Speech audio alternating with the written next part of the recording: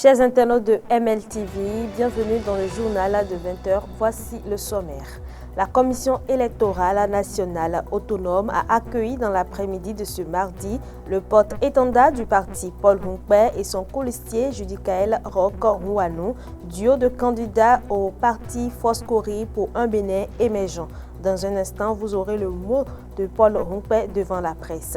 Ensuite, à l'issue des travaux du Conseil national de désignation tenu hier au siège du Parti des démocrates à Cotonou, Maître Renaud Agbodjo et Jude Bonaventure Lodjou ont été retenus par les 200 délégués du parti.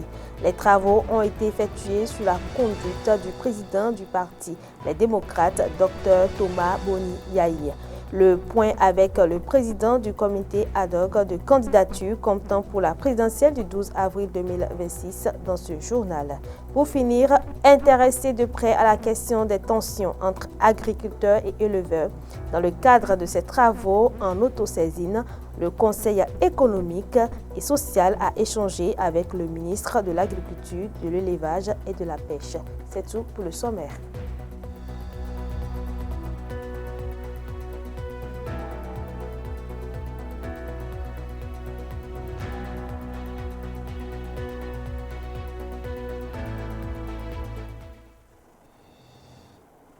Chers internautes, après la désignation du duo de candidats au parti Foscori pour un Bénin émergent, la Commission électorale nationale autonome a accueilli dans l'après-midi de ce mardi le porte-étendard du parti Paul Hunkpe et son colistier Judicaël Roch-Rouanou. Ils ont été accueillis par les autorités de la Sénat. Au thème des formalités requises au niveau des services de la Sénat, Paul Hunkpe s'est confié à la presse. Monsieur le Président, conformément au dispositif du code électoral, vous venez de déposer votre dossier. C'est la toute première étape. À l'issue de la réception de toutes les pièces, nous vous délivrons un récépissé provisoire. J'ai le plaisir de vous le remettre. Le récépissé définitif interviendra plus tard dès qu'on aura constaté que vos pièces sont dans les normes. Je voudrais vous présenter au nom du Conseil électoral toutes mes félicitations. Merci. Permettez-moi de manifester ma reconnaissance envers les équipes des partis UPR et BR, leurs présidents et les parrains qui ont bien accepté nous offrir cette occasion. Ceux qui ont accepté notre demande ont une bonne raison. Et cette raison-là est la nôtre.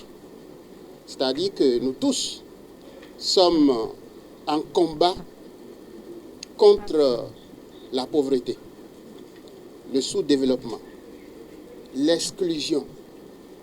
Nous sommes tous en train de nous battre pour que les Béninois vivent mieux. Et donc, pour ça, il faut permettre à chacun de faire ses propositions au peuple. Et nous avons une petite différence. Et c'est ça qui fera que la chance sera de notre côté. Nous sommes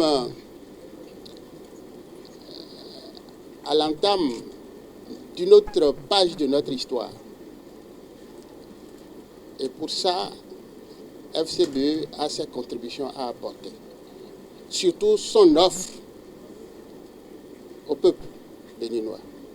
Nous avons déjà conclu un accord qui nous permet, n'est-ce pas, de faire face aux conditions des lois en cours.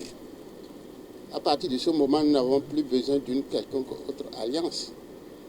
Mais si d'autres forces politiques se décident de nous rejoindre, je crois qu'il y en a beaucoup qui sont véritablement engagés à nos côtés et d'autres pourraient arriver. Je crois que nous aurons les bras ouverts pour les accueillir. Il n'y aura jamais de petits candidats. Du moment où le dernier mot reviendra au peuple. Il n'y a pas à sous-estimer qui que ce soit. De toutes les façons, avec la culture des valeurs qui sont les nôtres, le recours au dialogue, la recherche du consensus, la lutte pour l'inclusion et le bien-être de nos populations, je crois que nous serons déterminants et le peuple croira en nous. Vous avez vu? J'ai maintenant les journalistes avec moi. Aussi, la Commission électorale nationale autonome a enregistré dans la matinée de ce jour le deuxième dossier de candidature. Prince Anatole Moussavi, accompagné de sa colistière Agathe Bello, est allé remplir les formalités au niveau du dispositif mis en place par l'institution en charge de l'organisation de l'élection présidentielle. Il est constaté une absence de certaines pièces qui ont été notifiées aux candidats. C'est le président de la Sénat, Saka Lafia, qui lui a transmis son récépissé provisoire. Prince Anatole Moussavi s'est confié à la presse au thème des formalités. Je vous invite à le suivre au micro de Toussaint Bossa. Vous avez déposé un dossier et la loi nous oblige à lui délivrer un récépissé provisoire. Donc, de façon officielle, je voudrais remettre à M. Moussavi Anatole son récépissé provisoire. Merci beaucoup. Je vous félicite, Monsieur le Président. Merci. Madame la Présidente. Je vous laisse maintenant à la disposition de la presse. Okay. Étant jeune, notre engagement est ferme. Notre détermination est sérieuse. Mes chers amis, voyez-vous, nous sommes au sein de la mouvance présidentielle. Et notre souhait, c'est d'être candidat. C'est de permettre à la mouvance de multiplier les stratégies. Ces stratégies qui nous permettront de gagner cette bataille honnêtement. Je vous le promets. Nous allons gagner cette présidentielle honnêtement. Voyez-vous les efforts que le président Patrice Talon a consentis ces 10 dernières années pour relever le défi. Là où plusieurs personnes ont échoué, le président Patrice Talon a relevé ce défi. Il a une impression au sein de l'opinion. Les gens se disent que le président Patrice Talon est un échec. J'ai beaucoup d'amis à l'étranger. Quand ils viennent dans notre pays, ils sont heureux, ils sont séduits de la transformation de notre pays. J'ai des amis burkinabés, nigériens, maliens qui viennent souvent. Ils nous demandent de leur prêter notre président pour quelques mois seulement. Aujourd'hui, les gens veulent faire savoir que le président Patrice Talon n'a pas travaillé ou s'est occupé de d'autres choses que le développement. Merci, Monsieur le Président. Oui. La mouvance présidentielle a désigné son candidat qui a déposé hier. Aujourd'hui, vous portez encore la voix de cette mouvance présidentielle. Qu'est-ce qui justifie cela? Et dans la salle, visiblement, il y a une préparation que nous avons notée. Dites-nous tout. Merci beaucoup. Vous savez, au sein de la mouvance présidentielle, nous avons plusieurs possibilités de parrainage. Et nous, notre ambition, c'est de multiplier les stratégies. Ces stratégies de rassemblement et de mobilisation, de pouvoir convaincre la population et surtout la jeunesse du fait que nous avons l'obligation de tout faire pour que le pouvoir reste encore la mouvance, pour que ce qui a été commencé depuis quelques années puisse continuer. Sinon, nous allons regretter notre choix. Depuis quand vous avez commencé à préparer votre candidature? Depuis très longtemps, depuis 21 ans. Et on accuse la mouvance de ne pas être sociale. Nous sommes candidats pour combler ce vide. Parce que ça fait 21 ans que nous travaillons dans le social et nous sommes convaincus que nous allons pouvoir convaincre le peuple et surtout la jeunesse qu'on continue, que le pouvoir, quelle que soit la situation, reste au sein de la mouvance. C'est pourquoi nous sommes candidats. Merci beaucoup. La désignation du duo de candidats du parti de l'opposition, les démocrates, était très attendue. À l'issue des travaux du Conseil national de désignation tenu hier au siège du parti à Cotonou, Maître Renaud Agbodjo et Jude Bonaventure Lodjou ont été retenus par les 200 délégués du parti. Les travaux ont été effectués sous la conduite du président du parti Les démocrates, Dr Thomas Boni Yahi. Le président du comité ad hoc de candidature comptant pour la présidentielle du 12 avril 2026, Christophe Monsia, fait le point au micro de Romuald Roumi et Jean-Marie. Il importe donc de rappeler que la commission a reçu et étudié 34 dossiers au total. Et tous ces 34 dossiers ont abouti au classement des 34 candidats, par ordre donc de mérite. Après avoir soumis les résultats de nos travaux au Conseil national qui s'est tenu depuis hier, les résultats auxquels nous sommes parvenus sont candidat président du parti Les démocrates pour l'élection présidentielle de 2026, Maître Agbodjo Renaud. Vice-président, candidat du parti LD pour l'élection présidentielle de 2026, Monsieur Lodjou Bonaventure Jude. Tout au long de ce Conseil national, dans le quartier de Fifagui où nous nous trouvons, les populations sont venues nombreuses pour nous encourager, pour encourager leur parti. Qu'elles veulent la fumée blanche. Et nous voici, la fumée blanche est sortie de nos bureaux. Je voudrais profiter de l'occasion pour remercier le peuple béninois qui a toujours accompagné notre parti et d'ailleurs son propre parti, pour remercier toutes les personnes de bonne volonté dans le travail dans lequel nous nous sommes engagés pour libérer notre pays. Je voudrais, pour terminer, remercier les responsables du parti, à commencer par son président, Dr Thomas Boni Yahi, pour son leadership qui nous a permis de mener à bout le processus démocratique de désignation de nos candidats. Et bien sûr, tous les responsables à divers niveaux de notre parti, tous nos militants.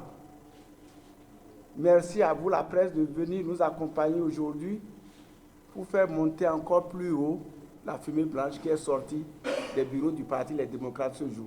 La prochaine étape, c'est le dépôt dans les prochaines heures de la candidature donc, du parti à l'élection présidentielle de 2026.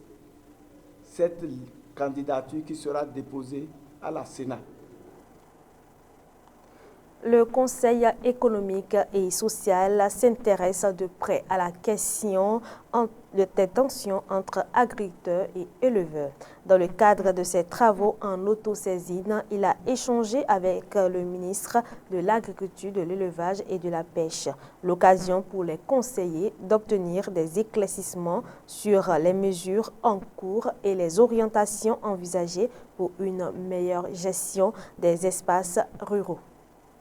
Le Conseil économique et social poursuit ses réflexions sur la gouvernance territoriale des conflits agropastoraux au Bénin. Conformément à l'article 1er, alinéa 4 de la loi numéro 2024-26 du 17 juillet 2024 portant loi organique sur le Conseil économique et social, notre institution peut, de sa propre initiative, attirer l'attention de l'Assemblée nationale et du gouvernement sur les réformes d'ordre économique et social qui lui paraissent conformes ou contraires à l'intérêt général.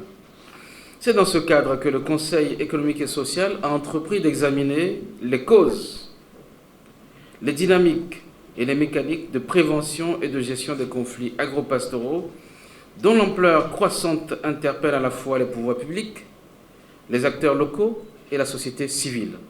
Invité à cette séance d'échange, le ministre de l'Agriculture, de l'Élevage et de la Pêche a répondu présent. Face aux conseillers du CES, l'autorité ministérielle a exposé les efforts du gouvernement pour une meilleure cohabitation entre agriculteurs et éleveurs. Mais ce que l'on privilégie de plus, c'est le règlement pacifique. L'entente entre les deux protagonistes pour éviter que ce conflit-là devienne quelque chose qui prohibe carrément les deux économies. Dans le même temps, il faudra prévenir. Il a notamment mis en lumière les réformes engagées, les défis encore à relever, ainsi que les perspectives pour une gestion apaisée et durable des espaces ruraux. Il y a lieu, premièrement, d'identifier nos troupeaux.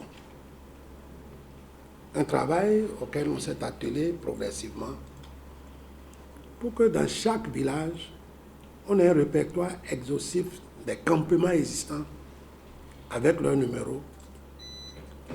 Et dans chaque arrondissement, nous sommes en train de préparer des signes qui marquent que ce troupeau est de tel arrondissement et de tel numéro de campement.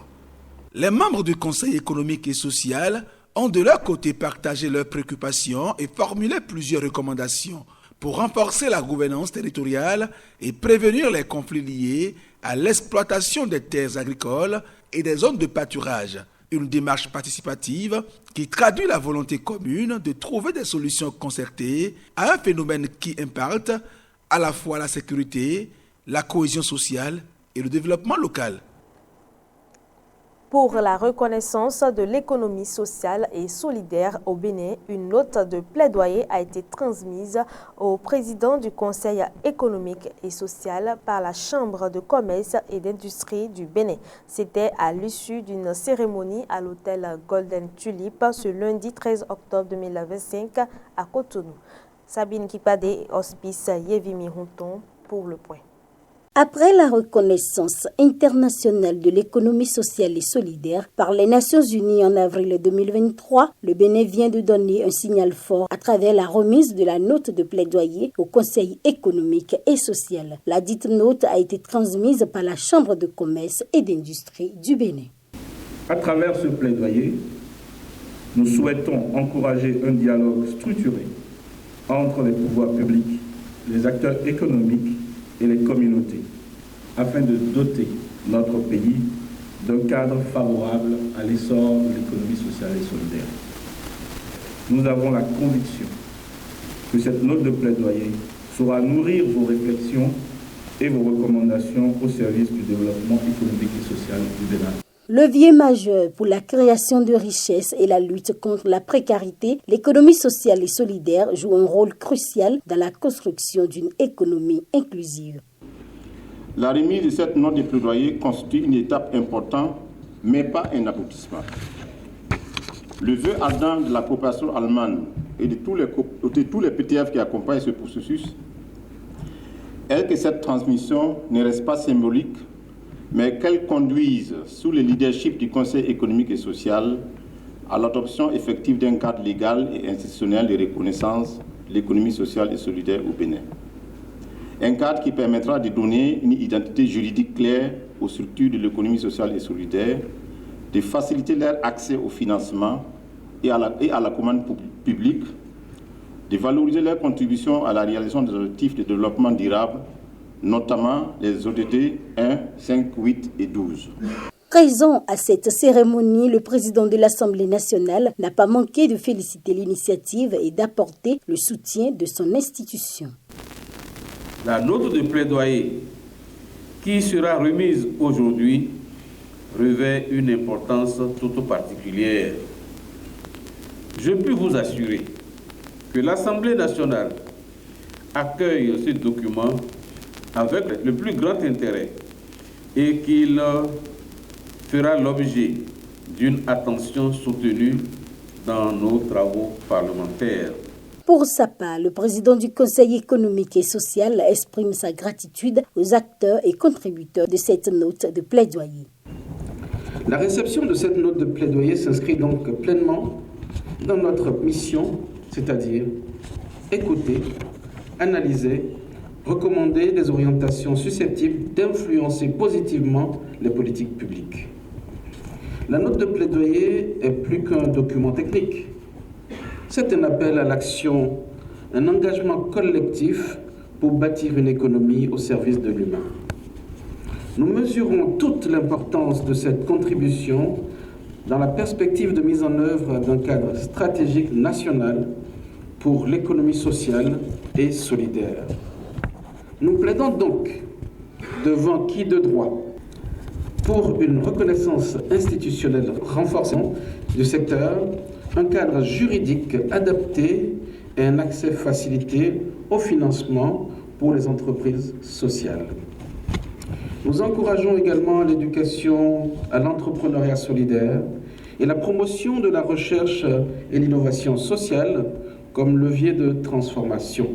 Il faut noter que cette cérémonie de remise de la note de plaidoyer est le fruit d'un travail de 2 ans par des acteurs de l'économie béninoise, de l'économie sociale et solidaire qui espèrent qu'il y ait désormais une réglementation du Bénin qui encadre ce secteur promoteur d'emploi, de valeur et d'équilibre économique et humain. Les blessures sportives constituent un obstacle majeur pour les athlètes. Elles surviennent fréquemment lors des activités sportives et peuvent avoir des répercussions durables sur leur carrière et leur bien-être psychologique. Malheureusement, de nombreux athlètes blessés sont abandonnés à leur sort. Bernice Honsou et Espoir Bobanon nous en parlent davantage. La carrière sportive est un chemin parsemé d'embûches. Au nombre de ceux-ci, il y a les blessures. Une blessure sportive est une blessure qui survient lors d'une activité sportive. La blessure fait malheureusement partie de la vie d'un sportif, qu'il soit amateur ou professionnel. C'est à l'entraînement, si je me souviens très bien, ou bien lors d'un tournoi auquel nous participons. Et c'est lorsque j'étais allé récupérer une balle très haute et je suis mal tombé sur le genou. Et c'est de là en fait que ça a déclenché. Donc après il y a eu des examens, ils ont déterminé ce qu'ils devaient déterminer, tout ça là. Donc c'est comme ça en fait la blessure est arrivée. Lorsque cette blessure est venue, le traitement n'a pas été immédiat. Ça n'a vraiment pas été immédiat parce qu'on m'a d'abord laissé, là d'abord. J'ai cru que c'était juste une blessure passagère, je vais dire ça comme ça. Et j'ai continué l'entraînement de temps en temps. Donc il y avait des douleurs internes qui venaient et tout. Le docteur qui était là, il faisait des ponctions pour sortir le liquide jaune qui était dedans. Donc ça me bloquait beaucoup. Donc à un moment, ils ont dit, bon, écoute, tu vas arrêter un moment pour voir en fait ce qu'on peut faire et tout. Donc après ça, je suis allé en Côte d'Ivoire pour travailler. Et à mon retour, j'ai pas eu de nouvelles, tout ça là, j'étais bloqué. Mais j'ai repris quand même l'entraînement, mais ça continuait toujours. Et c'est de là que je me suis dit, bon, il faut que j'arrête d'abord. Parce qu'à force de continuer, il n'y a pas de solution. Je risque de me péter le genou. Selon la nature de la blessure, elle peut durer plusieurs années et ce, selon le traitement. Parfois, les victimes sont soutenues par le club et dans certains cas, ils sont livrés à leur propre sort. Il n'y a pas eu de soutien. J'ai jamais vu ça. On m'a juste envoyé faire ce que je devais faire pour moi, en fait. C'est-à-dire, le soutien qu'eux, ils ont eu, c'est financer l'opération. Et vas-y, opère-toi et on verra ce que ça va donner. Mais le soutien où, avant l'opération, comment tu te prépares? Parce que nous sommes des humains. On n'est pas des robots où on va aller à l'abattoir. Comment tu te prépares? Pendant l'opération, personne n'est venu me voir. Le seul que j'ai pu voir, c'était le kiné. Et après l'opération, c'était un moment de ma vie très difficile. De août jusqu'en octobre 2024. Je ne vais jamais oublier ça. C'est incroyable. Les blessures laissent toujours des cicatrices amères sur les victimes et sur leur carrière. Certains joueurs ne s'en sortent jamais, idem psychologique. Actuellement, l'impact que ça a eu, je ne suis plus à 100% à mon niveau. J'ai beaucoup de doutes. lorsque je joue malgré cette blessure, je me dis, est-ce que je peux aller à fond? Je ne peux pas. Malgré que j'étais en deuxième division, il y a des moments où j'avais des douleurs. Mais les coachs s'en foutaient de ces douleurs-là, en fait. Cours, défends. Ok, je défends, oui. Mais j'ai des douleurs, je demande un changement, même si je donne le meilleur de moi. Faites-moi un changement. Mais on me pousse à bout. Moi, j'ai des douleurs à la maison après. Je sais comment ça se passe à la maison.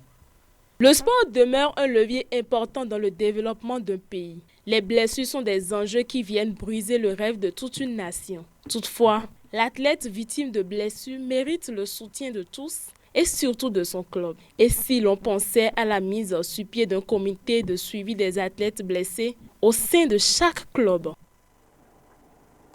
Et c'est la fin de cette édition du journal. Merci de nous avoir suivis. N'oubliez pas de vous abonner et appuyer la cloche de notification pour ne rien rater des prochaines informations. Portez-vous bien.